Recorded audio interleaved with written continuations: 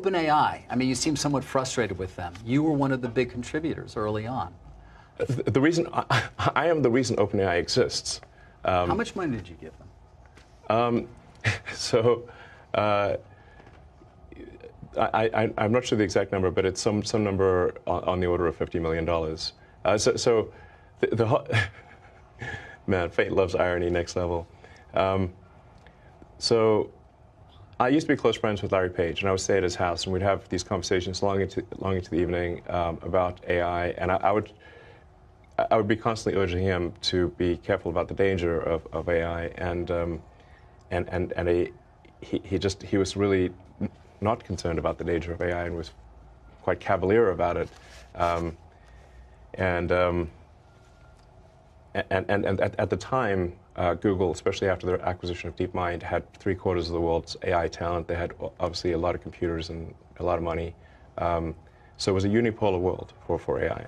And we've got a unipolar world, but the person who controls that does not, or at least did not seem to be concerned about AI safety.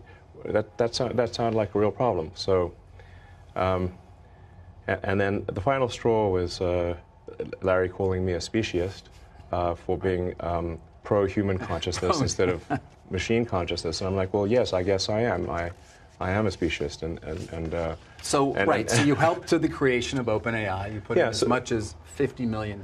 More than helped. It wouldn't exist without me. It wouldn't exist without you. So I came up with a name. Right. The name OpenAI refers to open source. So the intent was, what's the opposite? What's the opposite of Google? Would be an open source nonprofit, because Google is closed sourced for profit, and that profit motivation can be potentially dangerous. Should you have gotten governance for that money? Should you have gotten some level of control, perhaps, in retrospect? Yeah, I fully admit to being a huge idiot here. Anyway, so OpenAI was meant to be open as an open source. It was created as a 501c3, so part of it is also, in the beginning, I thought, look, this is probably a hopeless endeavor. How could we possibly compete with? How could OpenAI possibly compete with Google DeepMind? I mean, this seemed like an ant against an elephant, which is not a contest. And I was also, I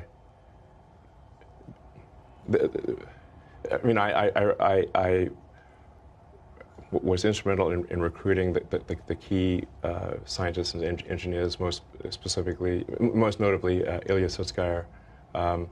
In fact, Ilya went back and forth several times because he would say he's going to join OpenAI, then Demis would convince him not to, then I would convince him to do so, and this went back and forth several times, and ultimately he decided to join OpenAI, and really Ilya joining was the linchpin for OpenAI being ultimately successful. So you're very disappointed in what's happened there in terms of it becoming a for-profit.